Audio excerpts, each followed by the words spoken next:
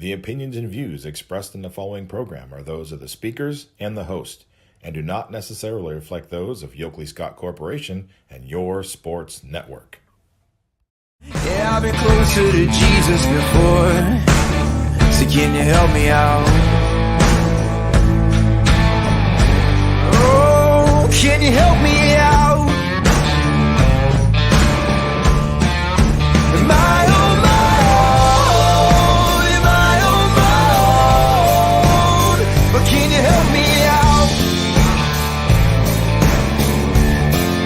Am I on my own? Am I on my own? Or can you help me out? Can you help me out? I've been scared to look in my soul.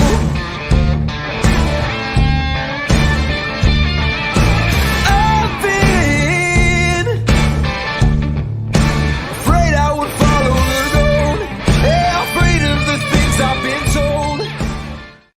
Hello, everybody. Welcome inside a Tuesday episode of Running Point on ysnlive.com. As always, we are brought to you by our good friends over at Greenwood Chevrolet in Austintown. They go the extra mile for you, so you don't have to. We thank them for their constant support of Running Point and everything that we do at YSN. They've been with this show since day one. They've stayed as believers in this show, what this show can do through all the twists and turns it's taken. Running Point now looks a little bit different than Running Point when it started, that is for sure. But Greenwood Chevrolet latched themselves onto the show from day one, and they never released. They kept believing in what this show could be, and we thank them for that. And they're also one of the wonderful sponsors that we have on YSN. We couldn't do everything that we're able to do without the great sponsors that we have. So we thank Greenwood Chevrolet for being the presenting sponsor of Running Point like we do every day. Remember, they go the extra mile for you. We try to do the same here on this show every single day. We try to follow their lead. Got a great show for you today, as we are going to recap the action from last night. Had some Little League baseball, had some Little League softball down in Ironton, had Class B baseball as well. So we're going to recap all the stuff from last night. Then we're going back into the vault today to relive more of the player profiles that we were able to get in the 2022-2023 school year. And today we are going to relive the profile of Gerard football great, the running back that did a lot of damage for the Indians this year, and Michael Palmer. So we're going to relive his player profile in a little bit, second half of the show, and give you some nice memories, I guess, almost like Facebook memories popping up on your episode of Running Point. So that's going to be fun. But like we do every day, let's start with a recap. We'll hop into Class B baseball, pull up the website on the screen for you right here. And the thing about Class B this year is, last night, is it worked out that we still have all the baseball that we could have had tonight. 16U is going to be having their if necessary game, so they're in action tonight. And then 18U was always going to be in action tonight, but because 16U went to the if necessary game, we have more Class B baseball tonight than was guaranteed, I guess I should say. Let's go into what went down in the 18U semifinals. They're both done, as Nightline and Astro Falcons both advance to the championship. How did they get there, though? Well, it wasn't easy for either team. They both had to come and win two last night. Nightline won the first game last night by the final score of 3-2. This was, remember, game 2 of the playoff series, so Nightline needed that win to even stay alive. And 3-2, they get the first win of the night. Let's go into what this took in a very good game. 1-1, tied after 2. Nightline scores 1 run in the bottom of the third. Whiting ties it back up in the fifth. And then in extra innings, Nightline able to walk it off in 8. 3-2, the final score. A lot of hits despite the low run total. 18 combined hits by both teams. Nightline had 11 and Whiting had 7. but just 3-2 was the final score. Let's look at the offenses and see what the big names were last night. Just one RBI on Nightline's side, and it came from Andrew Brown. He went 3 for 4. What a day for him. What can Brown do for you? We've said it a couple of times on Running Point this summer, and he definitely showed up big for Nightline. 3 for 4 and an RBI. Run scored by Aiden Thompson as well as Chance Lasco, who went 2 for 4 with that run scored. Another 2 for 4 day from Logan Kayavek, who went 2 for 4 with a run scored. We'll talk about him in the next game. He had a pretty big day in game 2. Multiple hits from Ty Eberhardt as well, as he went 2 for 3 with a walk. Pitching Nightline to victory was Jack Knight. He got the win, a third innings pitch. 23 pitches total. He gave up no runs on no hits. He got the win because he won the extras, but the bulk of the pitching came from Ronnie Hilper, who really pitched well, 7 2/3, giving up just 2 earned runs on 7 hits, striking out 3. And you can tell that Whiting had good pitching as well. Zyler Friedman gets the loss despite going 7 1/3, giving up just the 3 runs on 10 hits, but striking out 8 hitters. So a tough luck loss for Friedman.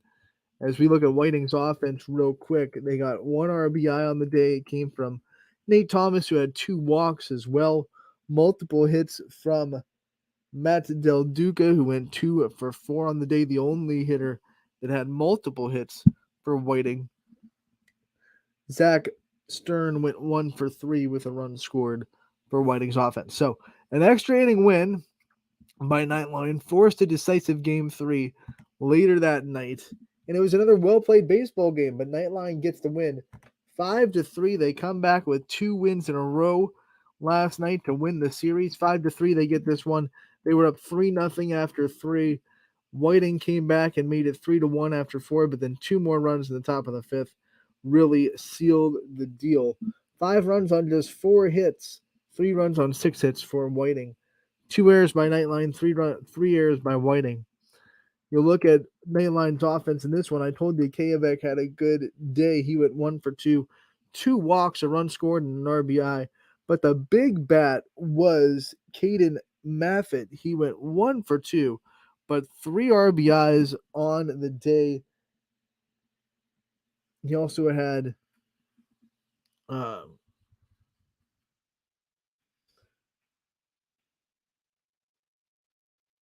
then Jack Knight, who pitched that 2/3 innings to end the game in the extra innings the couple hours before. He got the win in this one with 3 2/3, giving up no earned runs on 2 hits, striking out a pair. 5 total strikeouts by Nightline pitching in this game. Whiting, they had offense from Del Duca, who went 2 for 4 in this one, just like he did in the last one. 2 RBI for this time, though. 1 RBI from Nick Parado, who went 1 for 3. And pitching for them in the loss was Zach Stern, who went 4 1/3, gave up the 4 earned runs on 4 hits, struck out 5. So Nightline gets the win 5-3. They advance into the championship series for 18U. And who will they play? Well, it was not a clear and decisive night for the Astro Falcons. They won game 1 on Sunday night. And then the Avalanche came back and won game 2 here, 4-3, to force a game 3. And it was 4 runs in the 5th that did it for the Avalanche. Astro Falcons just 3 runs on 5 hits, a pair of errors. So Avalanche really put Astro Falcons with their backs against the wall. The 1 seed was in danger of being upset. Barrett Hayne went 1 for 2 for the Avalanche with an RBI and a run scored.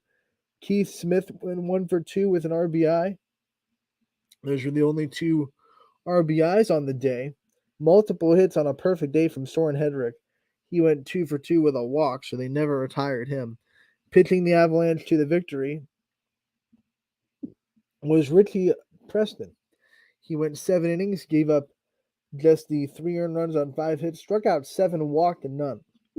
That's the kind of pitching that it takes to beat this Astro Falcons offense. And remember, just like we kept saying, it was the story of the weekend when the Astro Falcons fell to Nightline over the weekend, the strikeout numbers were down, and just like that, Avalanche hitters in this game 2 kept the strikeout numbers down for the Astro Falcons pitching, as Ben Kern was only able to strike out 4 hitters. He walked a pair. And when you're able to make the Astro Falcons play defense and not fall prey to their strikeout numbers, you give yourself a little bit of a chance. That's true against anybody, not just the Astro Falcons defense. Anytime you put more balls in play, you're going to give yourself more chances to win. The offense for the Astro Falcons, a lot of it came from Jack Lute. He went 2 for 3 with 2 RBI. AJ Capizzi had an RBI as well. They actually had more RBIs than Avalanche, 3-2.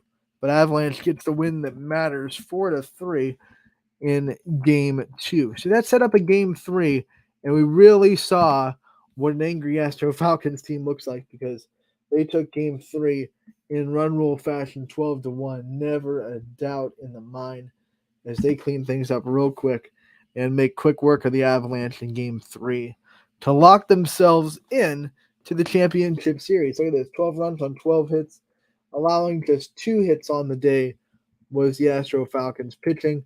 5 runs in the first, 2 runs in the second, another 5 in the fourth. This game was pretty much decided after one, really. I mean, it's hard to come back from 5-0 against this Astros team, but 7-0 feels like it's an unclimbable mountain. Offense from the Astro Falcons, as you can tell there, a lot of it. 3 RBIs from Jack Lute, who had 2 in the game before. Joey Perry, it went 2 for 3 with 3 RBIs. That's 6 RBIs by 2 different people. Ben Slanker got into the party. He went 2 for 2 with 2 runs scored and 2 RBI. They also got an RBI from Justin Weaver and AJ Capizzi. So Capizzi is another hitter that went 2 straight games with RBI. But it was Zach Erb that pitched brilliantly, gave up just a 1 earned run on 2 hits, struck out 5, and walked 2. The one run that he gave up was a Drew Galt solo shot that broke up a no-hitter. As you can see, Drew Galt went 1 for 2 with that RBI, the lone RBI for Avalanche's offense, and it did break up the no-hitter. They would go on to get a second hit from Jack Strasser, who went 1 for 1 with a walk. So Herb very close to a no-no. Drew Galt breaks it up, but Astro Falcons get the commanding win, 12-1, to advance to the championship series. So the Astro Falcons will play Nightline in the championship series. Very interesting. Nightline is a very hot team right now. They're bringing momentum into this championship series. They just won 2 games in a row, down 1-0 to win their series against Whiting, who was the number 2 seed in this playoff bracket. And then Nightline also beat the Astro Falcons over the weekend. So a very interesting championship series between Nightline and the Astro Falcons, and it starts tonight. This is going to be a best 3 out of 5 series, and they will play games 1 and 2 tonight at 5:30 and 8 on Scene 1. So games 1 and 2 tonight, and then we could have a champion crown tomorrow if it works out and goes just 4 games. Or if it goes 5, we'll have one more 18U game on Thursday. Let's look at 16U. As I said, they push into the if necessary game. They will be in action tonight and give us more baseball to talk about. How did we get there? Well, we got there with a win from both teams, as Avalanche took the 3-2 win in game number 3 to take a 2-1 lead, and they had the chance to clinch the championship in the nightcap. How did they get there? 3-2. We don't have the box score for that, but they won 3-2 over Whiting in game 3. But then in game 4, it was 7-6. Whiting getting the win to go 2-2 in the series. And we don't have box score for that one either. But it does even up the series at 2-2. And it will give us more baseball as we can look into tonight. one game. It's the winner take all game 5. Exactly what you want coming down to it. This means that now 2 out of 2 championship series that have been played in Class B baseball have gone the distance into a game 5. 14U went 5 games. Astro Falcons got the win in 14U. And we'll see what happens tonight with the Avalanche and Whiting going into game 5. Winner take all. That'll be on scene 2. 6 o'clock is your first pitch for that. So very exciting stuff going on in Class B baseball. We had one champion crowned last night in Little League Baseball as Boardman 12U was able to get the win last night over Poland. And look at that. I mean, Boardman 12U's baseball team. If you haven't been paying attention, one, why not? Because Little League Baseball is one of the purest forms of baseball you can go and watch. But two, I mean, this team has just decimated the rest of the 12U bracket this year. They've won their first 2 games, which got them into this championship series, by a run total of 28-0 in 2 games, and they hadn't allowed a single run throughout their run to that point. Come into last night, they're playing Poland, who they just beat on Saturday, 16-0. So it was like one of those ones where you're like, okay, this team has got some work to do if they want to change the tide. And talking about Poland, and Boardman came in and they won again, 12-2, decisive fashion. Wow, what a performance by Boardman's 12U team to get that win and to do it in just, like I said, straight domination. They never left a doubt in anyone's mind who was the best team in that 12U bracket throughout their whole run. The final tally, they outscored teams by a total of 40-2 in 3 games in the district tournament, and they go 3-0. They will advance to state. Congratulations to Boardman's 12U. What a victory last night. Now we go to 11U. It got a little bit more interesting. Canfield comes in and they get the win 3-0 on a shutout to force an if necessary game tonight. So we have 11U in action tonight in the if necessary game. 12U has been decided. Let's look at who is going to be down there. While we're at it, we also have to shout out the announcers that will be down at Bob's Team Park for Class B baseball championships. Tim Porter will be on L1 for the 9U game at 6. And then Tim Corso will also be on L1 for the 10U game at 8. For tonight's Field of Dreams Field of Dreams I almost said Class B Little League Baseball Championships, and then we will go to the Class B, which is completely covered. Eric Hughes will be on scene 1 for the 18U Championship Series getting underway at 5:30 and 8. And then Matt Marr will be on scene 2 at 5:30 and 8 as well. So Matt Marr and Eric Hughes both will be down there at Bob's Team Park. Scene 3 will be video only for Class B baseball. So that's like your total recap of last night's action. We have championships going on, championship series starting in 18U. We have a winner-take-all game in 16U. We have a winner-take-all game in Little League Baseball. And then at 3:30, it won't be on the network, but we will be keeping a very good eye on the semifinal matchup in the state tournament of Little League Softball between Austintown and Boardman. Boardman got the win last night, 5-2 over Clay. And Clay, if you remember, was the team that Boardman beat last year to win the state championship up in Ashtabula. This year, they don't meet in the championship. They meet a little bit before, but Boardman gets the win nonetheless. 5-2, the final score. Taylor Watts went 1 for 2 with a run scored. No surprise there. Emma Davies went 1 for 2 with 2 runs scored and an RBI. Grace Rinaldi also had a hit in an RBI and a run scored. Vanessa Torres was 1 for 1 with a double. A lot of offense for Boardman there. And then you had Davies in the circle, went 6 innings, gave up just 2 earned runs on 1 hit, struck out 9, walked 2. So a big day for Boardman as they beat Clay and they punch their ticket to the semifinals tonight. They will play Austintown. Winner goes to the state finals. Loser would have to work their way back into the state championship and try to beat the team that wins tonight twice. So Austintown, Boardman, round 3. They've played each other twice in the district. They've split. Boardman won a game 3-1. Austintown won a game 7-0. And what should have been game 3 in that district to decide the district champion was rained out on, was it Friday? Oh, geez, Thursday. Thursday, right? Thursday night was when they rained out. They played Wednesday, Thursday. All these days really, really meshing together.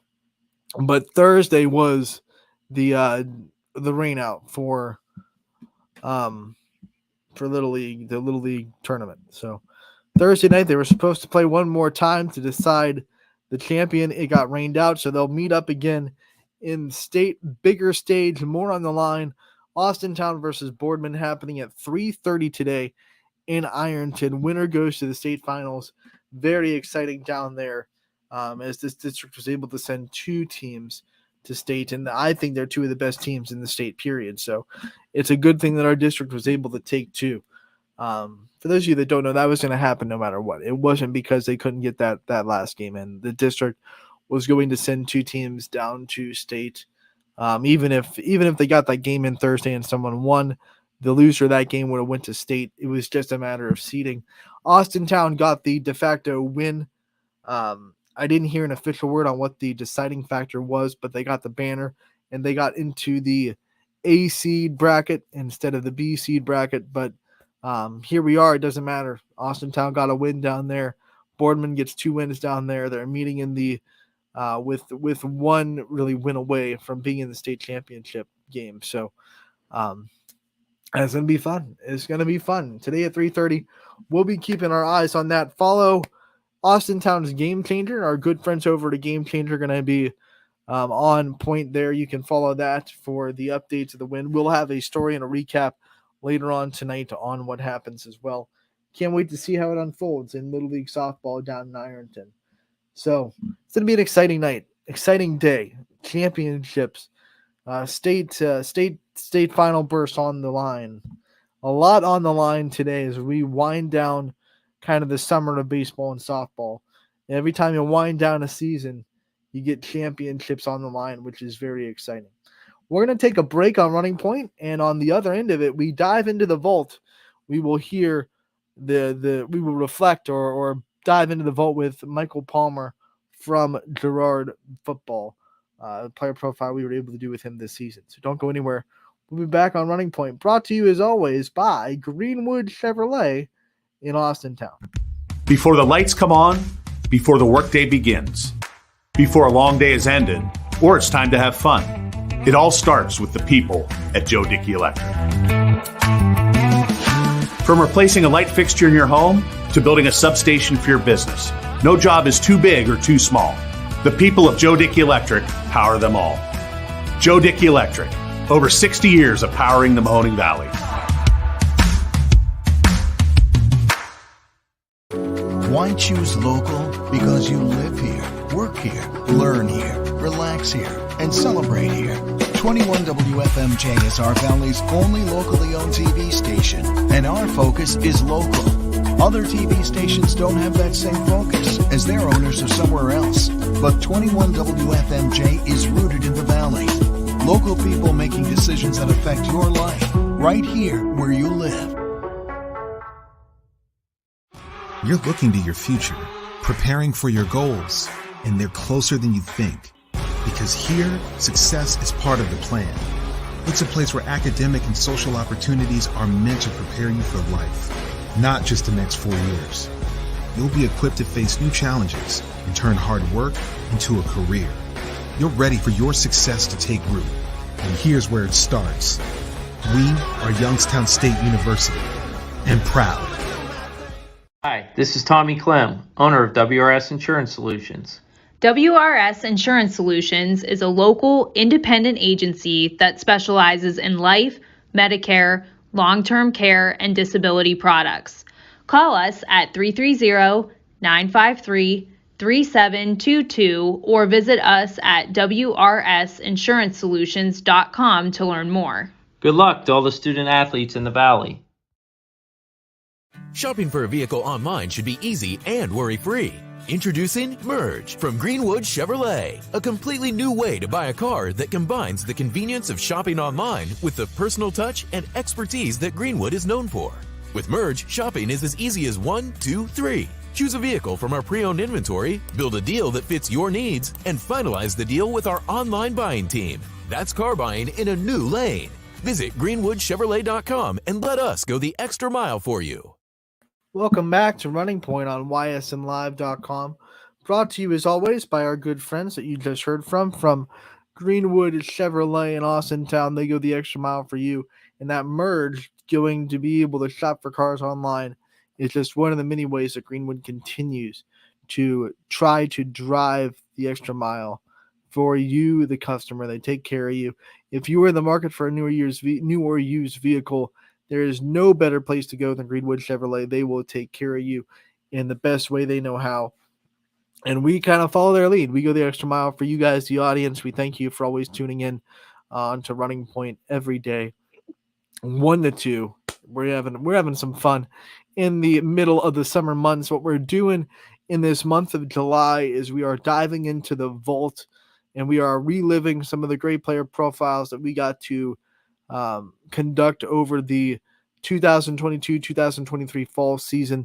But like we said before, we are still having plans to get live guests in the next couple weeks as well. New content, new guests. We're not stopping that, but we are filling some time a little bit with some reflection, some look back into the memory tanks, and we are continuing today with more fall sports player profiles. Yesterday we heard from Girard Volleyball. I figured since we did Girard Volleyball yesterday, it was a good day to stay in that school system. We're going to go over to their football team today, dive into the vault with one of the best running backs, not just in the NEA conference, but I think one of the best running backs that we saw in the YSN family. We had a lot of them, a lot of really good running backs that did a lot of good things, but Michael Palmer really made his name known throughout the area at Girard, and he was a big reason why they had a very successful season. So let's go into our player profile with Girard running back Michael Palmer, conducted back in the fall of 2022.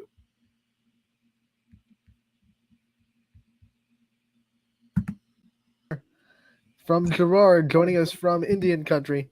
How's it going, guys? What's going on, dude? Doing awesome. Not as good as you, I can tell you that. We were having a conversation before you came on. Let's make you the big box because you're the superstar of this interview. Man, one, I want to ask you, coming from last season, you put out together 1,000-yard season for Girard, and the great players find ways to get better even through success. What were some things that you came into this offseason said, I want to get better at and I want to improve on? Definitely my weight. Personally, I felt like I was a little bit too skinny last year, and so I put on some pounds in the weight room as well, and that's carried over for me tremendously. I mean, it's a lot harder for guys to take me down. I've just felt that a little bit for sure. Big man, you were the one of the featured running backs last year, one of the best in the NE8, but you had some competition. I was just talking to Anthony. Do you feel like you're the guy this year in the conference, like you're RB1, and how do you take that? I love that. I'm friends with the running back from Niles, actually, Antoine. And me and him always go at it a little bit. But there's a ton of great athletes in our conference. And to be just kind of up there as one of the top ones is a great honor and achievement for me personally. And one of the things that makes you great is your drive and your work ethic. You're constantly in the weight room. Like you said, you're trying to put on weight going into this season. With athletes that have that kind of drive, you got to get it from somewhere. So what gives you that kind of extra incentive to go and work hard and go and push yourself as hard as you do? Well, this one's kind of going to get a little sentimental, but when I was littler and I was still playing sports, my grandma had cancer. And, she was going through chemo and everything, but she never missed a game. and she never complained about it. So for her to be that tough and do that, and that how bad she had it, there's no reason for me not to give my all every single play, get that extra rep, and that's really clicks in my head whenever I'm doing anything. I mean, with a program like Girard, I mean, you guys rich in tradition and history of winning and doing some great things on the field. How do you feel about being one of the leaders and carrying that on your shoulders? And what kind of legacy do you want to leave? I would love to leave just the ideal of working hard and you're going to get it done. And then also just the brotherhood what Girard has, I feel like should be a part of anyone's legacy. Your teammates are there for you. It's a family, man, and that's what it comes down to for me. This team is off to an incredible start this year. You guys have kind of left people in the dust. You had a good win over Streetsboro, who got you last season, so a little bit of a revenge game, and then you didn't slow down against Liberty. What is so unique and special about this team this year that has helped you get off to such a fast start? Honestly, I think we all grew up a little bit from last year. I mean, a lot of our playmakers played last year, and we are kind of learning to win. Our quarterback, Nick Bengala, he's throwing the ball amazing, and all my receivers are catching it, and that opens me up then because now I'm going to be able to run the ball more without having them key in on me as much because now you got to worry about the other guys also. And then the line does a great job both pass blocking and run blocking. So overall around, everyone's just kind of stepped up, and that's what's going to take us to the next level. Michael, I see the cross on your necklace. I see the FCA. Talk about your faith and why it's so important to you. Oh, I mean, I go into every game knowing God's behind me. He's got my back. All my angels are up in heaven watching me play, and it's a big thing for me, honestly. Just it also gives me an extra drive to just go out there and work harder. Do you have a favorite Bible verse to kind of use to tell yourself before a game that gives you that extra juice? Nothing would really I lean towards. I always just thank God for all the opportunities he gives me in the game, and it comes down to me taking advantage of those, what he gives me.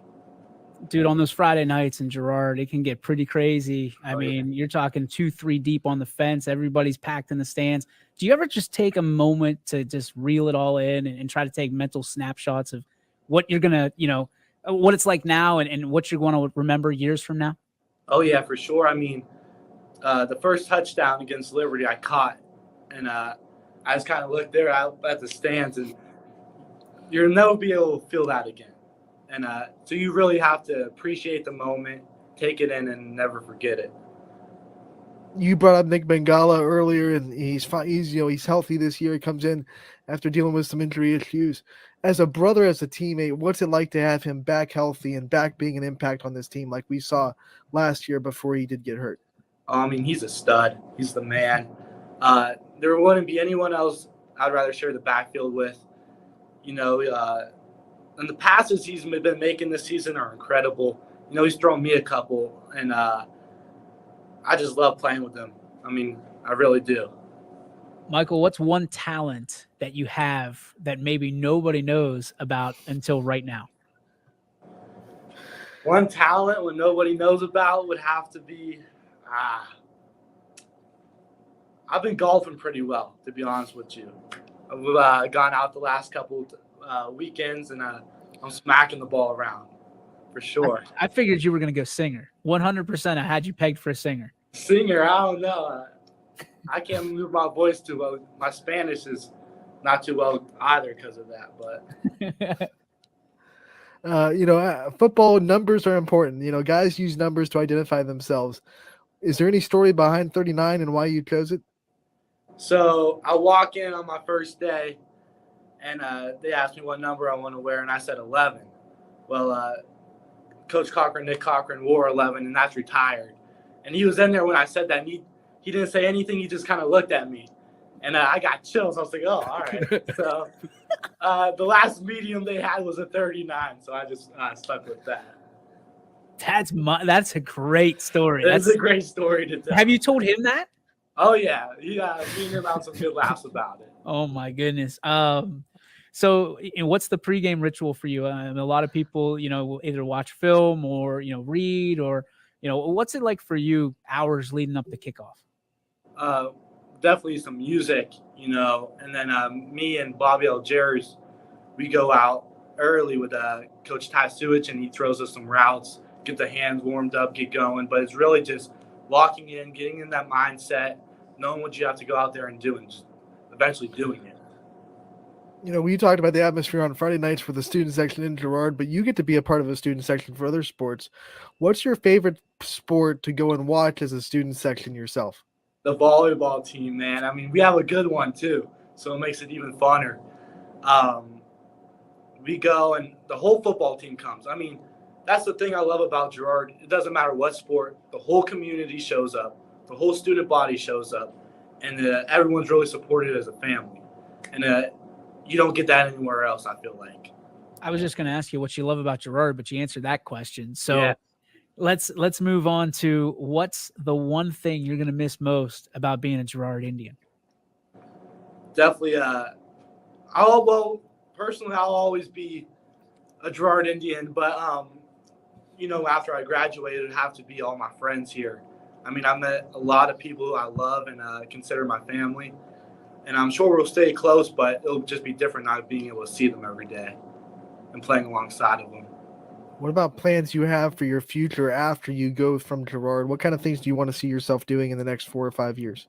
I would definitely love to, get on like a coaching staff somewhere, whether it be like an internship or anything like that, just to get some experience. I want to be a coach when I'm older for sure.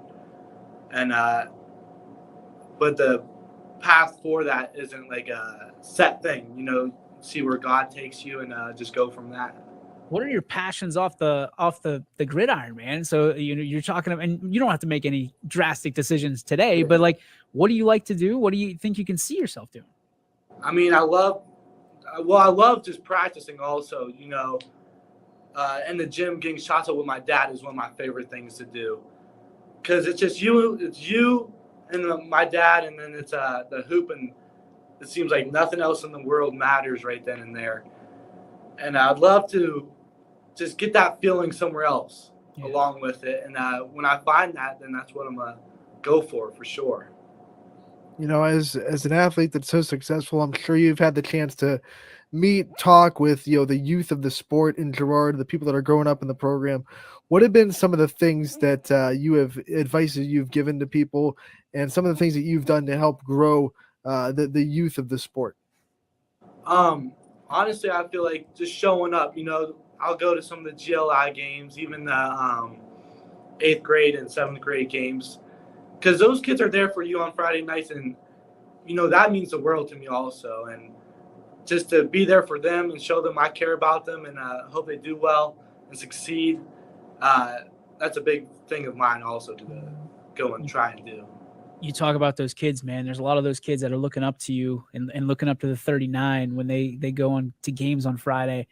You've been through a lot of adversity in your life. Talk about how you've kind of mowed your way through it and it's made you stronger.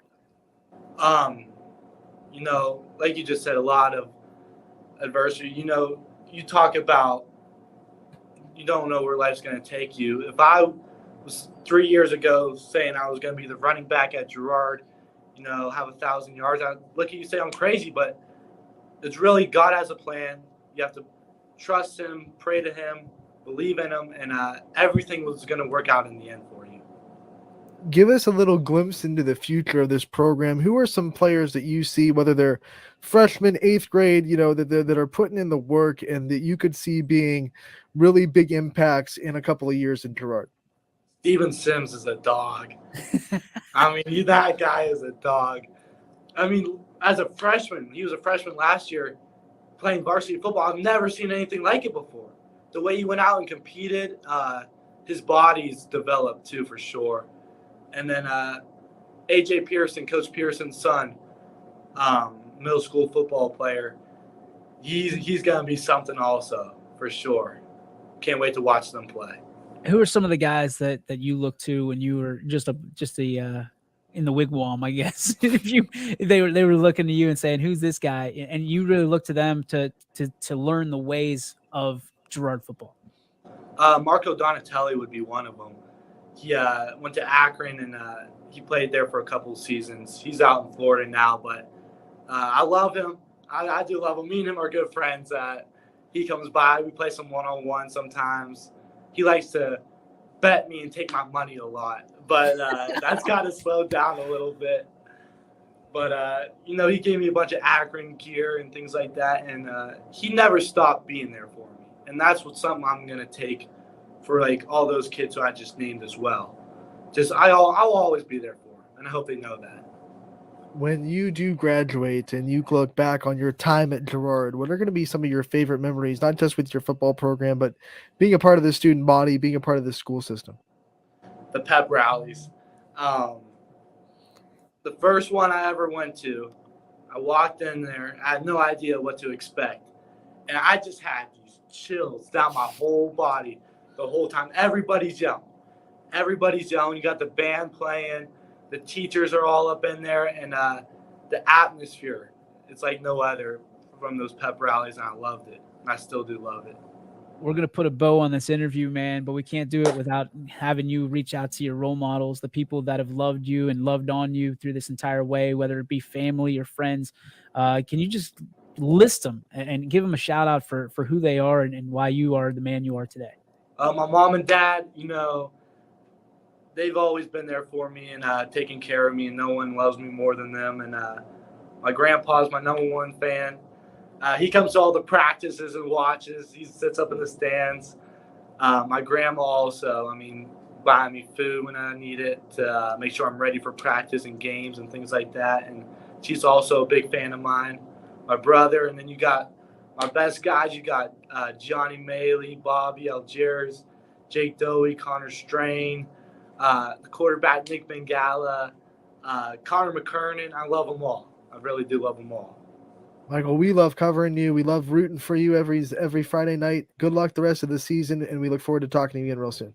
I really appreciate this. Thank you, guys. You got it, man.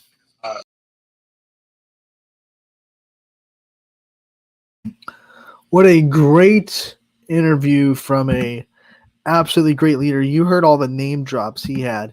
One of my favorite parts of the interview, we asked him who are going to be some of the Girard names that are going to show up in the future. And he came out and he listed some kids that are coming up from middle school. He listed some underclassmen. Like, he had names popping out of his brain everywhere, which means he takes a good notice in his football program. I bet if we asked him to go through his roster and show out some strengths and some big time ways that each person contributes to that team, he would be able to do it. It's a form of a great leader to be able to not just lead your troops. Anyone can give a rah-rah speech, right? Anyone can kind of fire up a team, get them motivated to play. But one of the things that separates really good leaders from great leaders are everybody that's in front of you inside and out. Like, they know you. The old adage is, hey, I know this team like the back of my hand, right? So I don't even know if I know the back of my hand. I don't know. It'd be interesting if you put this is how my brain works. Now that I've said that, I'm wondering if you put your back of your hand in a lineup of 10 backs of hands, how easy it would be to pick the back of your hand. Do you really know the back of your hand? I feel like Mythbusters did that, now that I'm thinking about it. Anyway, back to Michael Palmer and the way he led. Whoa, brain tangent there. Back to Michael Palmer. He knows everybody. He doesn't just know their names. He knows what they do to contribute to the team. And that's a big, big leadership step. He's well-spoken. He's confident in himself. He's definitely someone that was able to ooze that confidence and that swagger, but never towed that line of entitlement and egomaniacal kind of activity that a lot of kids, when you talk confidence, they toe that line, and some kids even cross that line. And I've talked about it at length on Running Point before, especially during our baseball and softball coverage, because confidence is so important in that sport. You fail so much, you need to be confident. There's a big difference between confidence and ego, right? The confidence and the entitlement, I work hard so I deserve this, or this should happen to me, not I work hard and this is something that I'm capable of doing. Believing you can do it is different than thinking that you should just be given it, if that makes sense. I think that's an easier way to put it. You believe that you can achieve it, but when you step over that line into ego, you think you deserve to achieve it. Not that you believe that you can, but it is owed to you. It is entitled to you to get it. And that's just not true in sports. Sports will never be something where you can write your own storybook. You can do all you can to write it, but at the end of the day, sometimes it is the other team's writing their own book too. And when you have two people writing their books, it's on a clash, right? You can't both have the happy ending. So you can only do so much to write your own story, which is why entitlement and this sense of I deserve this to happen to me, so it's going to happen to me, can really be a um, grinding force to leadership. And Michael Palmer never once towed that line. He was confident in himself. He knew his own abilities. He worked hard, but he never, as you can tell in that interview, I think it was pretty apparent.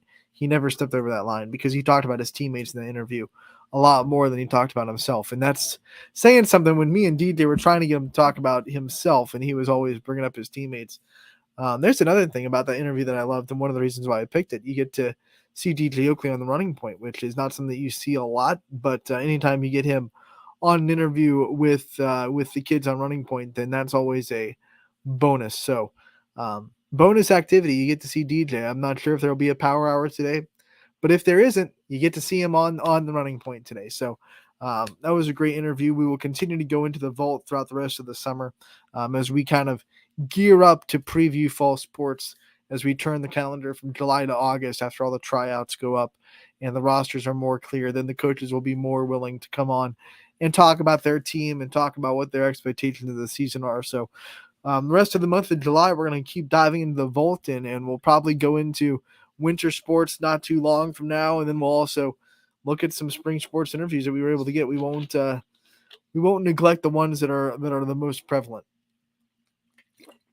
Prevalent, is that the right word? The most recent? I think recent would be more appropriate for that statement I was going for. But we won't neglect the ones that are most recent. We are looking back on I shouldn't say all of the interviews.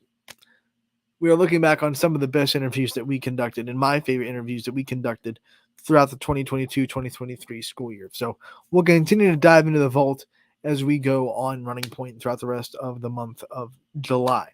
I did misspeak. I want to kind of backtrack as I was talking about baseball in the Field of Dreams and who was going to be down there announcing today. I was looking at the wrong day. Rookie mistake on our spreadsheet. Today, Tim Corso will be down at the Field of Dreams for the 9U championship game 1 between Boardman and Canfield. Those two teams playing in 9U and 11U. So I think both those baseball programs probably gearing up to have some success in the next several years. But Tim Corso will be there.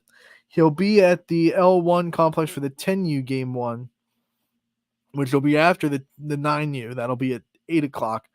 And then Michael Janaki will be at the Field of Dreams L2 for the 11U winner take all.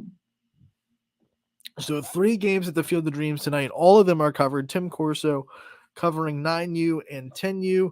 And then Michael Janaki will be down there covering the 11U winner take all game between Boardman and Canfield. Canfield with the win last night, 3-0. And props to Michael Janaki stepping up and getting that game. If you haven't heard him call a sporting event on YSN, you're missing out. He's a voice of the West Branch Warriors. You'll be able to hear him for West Branch football this fall, and then of course West Branch basketball throughout the winter. And he does a lot of good baseball for us as well. So Michael Janaki, the voice of the Warriors, going into Field of Dreams and getting us that championship game. And once again, we'll have Class B baseball tonight too. We are in the start of the 18U Championship Series. Games 1 and 2 will be taken care of tonight. And I misspoke on this too because I was looking at the wrong day. Same people, but I was like video only on Scene 3. And then I was like, during that interview, I was like, wait a minute, there is no Scene 3 tonight because there's only 2 age divisions in action. So back to tonight, Eric Hughes will be down there on Scene 2 at 6 o'clock for the winner-take-all 16U Championship. Whiting, Avalanche, both tied at 2 games apiece. Winner gets it, and Eric Hughes will have that call. Matt Marr will be on scene 1 for Game 1 and Game 2 of the 18U Championship Series. And then last but not least, Scrappers Baseball returns tonight to Eastwood Field as Ty Bartell will be on the call for the Scrappers. That'll be on at 7:05 is your first pitch from Eastwood Field. So we have baseball ranging from 9U all the way to MLB Draft League. Every level of baseball you could possibly want. 9U, 11U, 10U, 16U, 18U, almost pro. So I guess I could say pro. I mean, it's MLB Draft League. You're trying to get drafted in the MLB.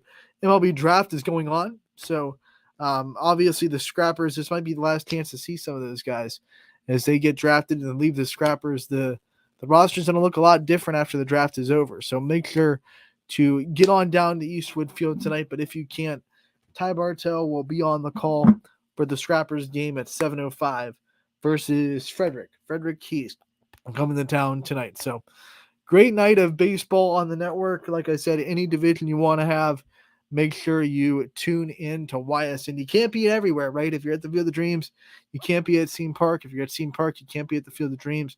And if you're at the Scrappers game, you can't be at either one of them. So utilize those devices. Log on to ysnlive.com/live and make sure you're taking in 2 games at once. It's something that's wonderful that you can do on YSN that you can't do with any other media sports coverage in the area. Watch a bunch of games on the same night. Make sure to do it. ysnlive.com/live. Everything is completely free. Thanks to our wonderful sponsors. And I want to stop and give another shout out to our presenting sponsor, Greenwood Chevrolet, that we are brought to you by, because that is the end of our show. And we couldn't get to the end of the show without Greenwood Chevrolet in Austintown. So that'll do it for today's episode. Thank you so much for tuning in today. We'll be back tomorrow from 1 to 2. Scotty Mincher will be in the house, and it's always fun when Scotty comes in on Wednesdays. We will recap all the big games that happened tonight between Little League, Class B, Little League softball down in Ironton, and, of course, the Scrappers. We'll recap all that. Then we'll also find out what Scotty has on his mind like we do every week. So don't miss that.